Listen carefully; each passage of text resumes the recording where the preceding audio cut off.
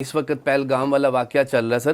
पहलगाम हमले के बाद भारत ने फौरी तौर पर पाकिस्तान पर इल्ज़ामात आयद किए। क्या इल्ज़ामात हक़ाइक़ पर मबनी थे या एक सियासी चाल? देखिए, पहलगाम का जो वाक़या है इटसेल्फ वाक़या बहुत से क्वेश्चंस रेज कर देता है। उसमें सबसे पहली चीज़ तो ये है कि भारत का, अगर हम इन डिटेल बात करें तो इसमें जो नैरेटिव बिल्ड किया जा रहा है वो ये नैरेटिव बिल्ड करना चाहते हैं कि 25 करोड़ के 25 करोड़ जो पाकिस्तानी हैं ये सब दहशतगर्द हैं, ये सब भिखारी हैं, हमें कोई काम नहीं है, हमने आंखों में सुरमा लगाया होता है, सर पर टोपी पहनी हुई है, 2 बटन खोले हुए कॉलर के, और हर वक्त बंदूक लेकर हम अपने गली मोहल्लों में फेर रहे हैं, जनाब अस्सलाम वालेकुम, जनाब जनाब। वो ना अजीब सा उन्होंने एक वो जो बॉलीवुड की लुक है वो दी हुई है।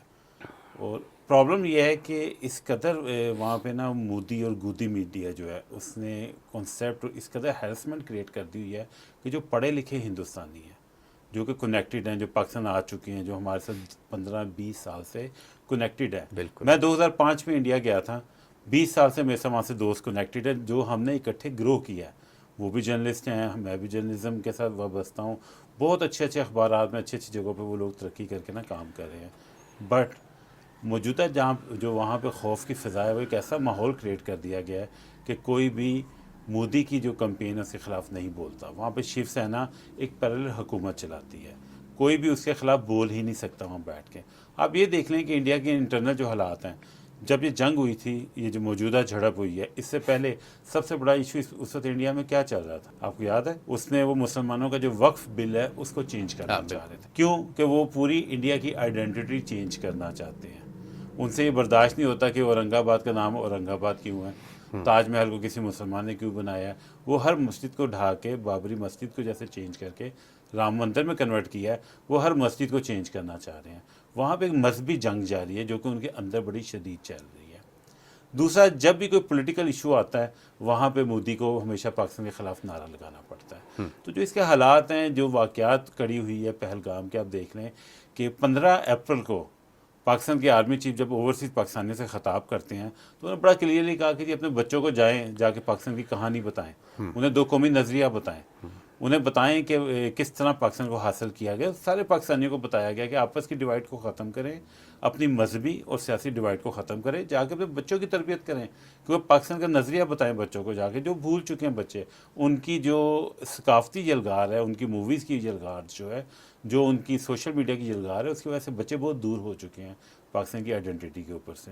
दैन फिर उन्होंने बड़ा क्लियरली बहुत अरसे बाद पाकिस्तान के किसी पावरफुल आदमी ने मैसेज दिया कि जी कश्मीर हमारी जगलर वेन है, हमारी शाहरग है। अगर एक तरफ ये बताया, दूसरे उन्होंने कहा कि अगर ये जो लोग जो इंडिया के, जो अब तो नाम दे दिया गया ना फितनातुल हिंदुस्तान, जो इंडिया की बैकिंग के ऊपर जो आपका बलूचिस्तान को सेपरेट करना चाह रहे हैं, जो टीटीपी के लोग हैं, आप बताएं कि पाकिस्तान के बॉर्डर से इंडिया ने 13 सफारत खाने बना के रखे थे। क्यों रखे थे?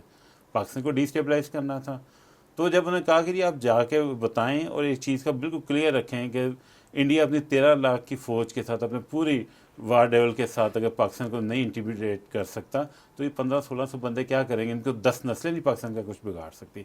दिस वाज अ मैसेज जहाँ से ट्रिगर हुआ। उन्होंने कहा भाई ये तो बंदा किसी और साइड पे जा रहा है, ये वो हिसाब नहीं रहा पहले बाजवा साहब जैसा कि हम उनके घर में घुस के मारेंगे तो उसके बावजूद हमारा पायलट हमें वापस कर देंगे। तो उन्होंने कहा जी सबक सिखाना है। उन्हें फ़ौरन जो प्लान बने होते हैं, उनके पास कॉन्स्पिरेसी थ्योरीज होती हैं, स्ट्रेटजीज बना के रखी होती हैं। उन्होंने अपने 20 और 25 बंदों को शहीद करवाया, वहाँ पे कत्ल करवाया, बेदर्दी से कत्ल करवाया।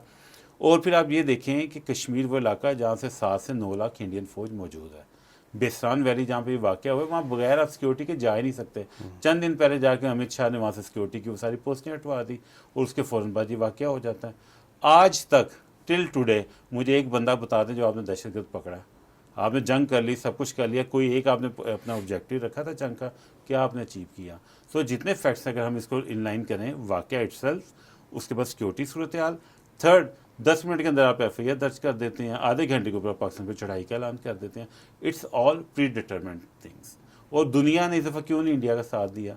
दुनिया को क्लियरली पता चल गया था, इंडिया की अपनी हरकतों की वजह से दुनिया को पता चल गया था कि इसमें कहीं भी कोई सच शामिल। बिल्कुल ठीक।